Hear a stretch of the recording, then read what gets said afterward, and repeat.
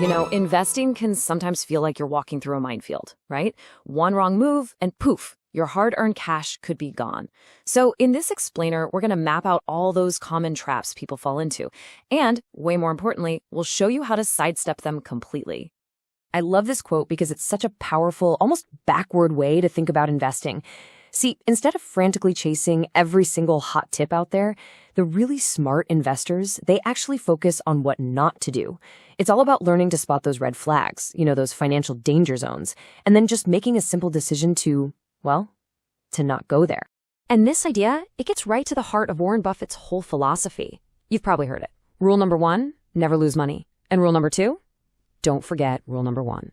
So what does that actually mean for you? It means your number one job as an investor isn't about chasing these huge, flashy returns. Nope, it's about protecting the money you already have. That's it. That's the real foundation for building wealth over the long haul. All right, so let's get into the first big trap. What's the number one mistake we see people make, especially when they're starting out? It's that huge temptation to take a shortcut. And that shortcut is just blindly copying what someone else is doing. So let's talk about Jack. Picture this. He's scrolling online, maybe late at night, and he stumbles upon this famous investment guru. You know the type. Everything they touch seems to turn to gold. Every single stock they pick just skyrockets. And that temptation, it's just overwhelming.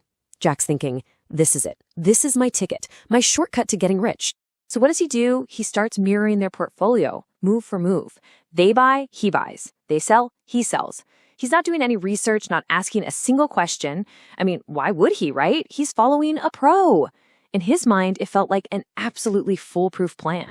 But here's the giant glaring problem Jack completely missed. Was he playing the same game as that pro? Absolutely not. I mean, that big shot investor might have millions in the bank to fall back on. Maybe they're investing for a retirement that's 30 years away. Meanwhile, Jack, he needs that money for a down payment on a house in just 3 years. The strategy he copied, it just wasn't built for his life at all.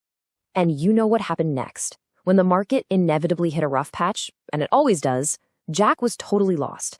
He had no idea why he even owned these stocks, so he had zero clue what to do. Panic just completely took over. You see, he was just a passenger on someone else's ride, and when that ride started to crash, he had absolutely no control. And this whole thing has a name. It's called herd mentality. It's that natural human tendency to just follow what the crowd is doing without really stopping to think about it. And this can create these really dangerous market bubbles, right? Where a ton of people pile into the same trade, driving prices through the roof based on pure hype, not on actual value. Okay, so that's trap number 1. But the next one, this one is even sneakier because it comes from inside our own heads. We're talking about the emotional roller coaster of investing. And let me tell you, this thing derails more financial plans than pretty much anything else. So first up in our emotional minefield is the big one, FOMO, the fear of missing out. You know the feeling. You see some stock just shooting for the moon. Everybody's talking about it. And your brain just starts screaming at you. Get in! You're going to miss the boat! Buy it now! And that powerful, urgent feeling, it almost always leads to buying at the absolute worst time. Right at the top, just before it all comes tumbling down. And on the flip side of that, you've got loss aversion. This is a weird quirk of our brains where the pain of losing, say, $100 feels way, way worse than the pleasure of gaining $100. So what does this do? It makes us cling to losing investments for way too long, just hoping and praying they'll bounce back, even when all the evidence is screaming, sell. I mean, think about someone like Sarah. She buys a stock and wow, it doubles in a month. She feels like an absolute genius. But then the market corrects. Her stock drops 30% in a single week. And just like that, that amazing euphoria turns into pure gut-wrenching panic.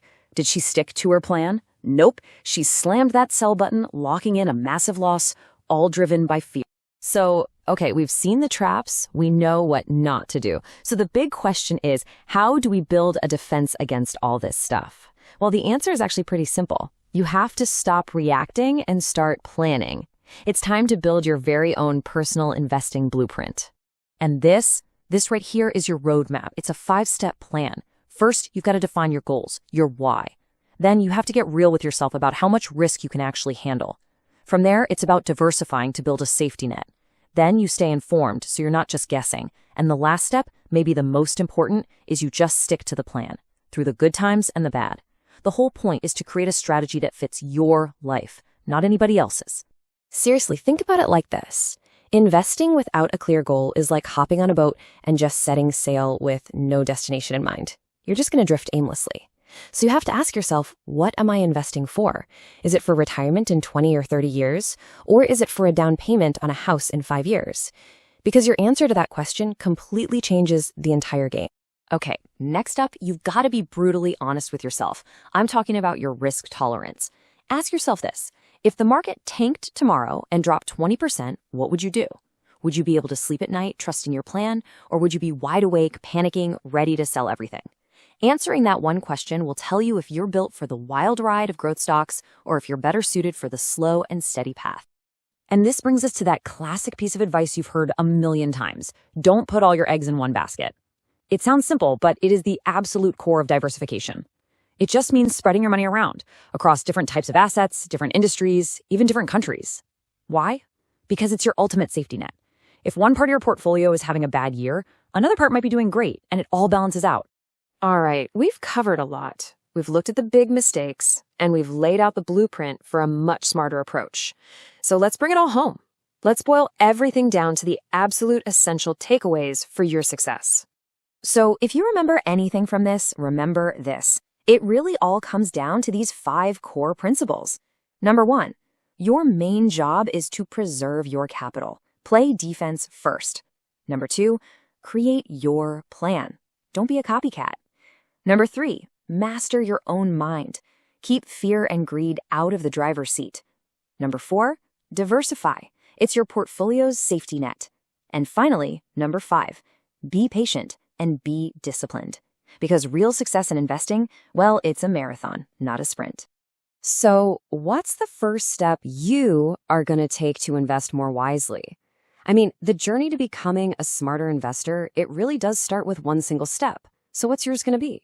Maybe it's sitting down this week to actually write out your financial goals.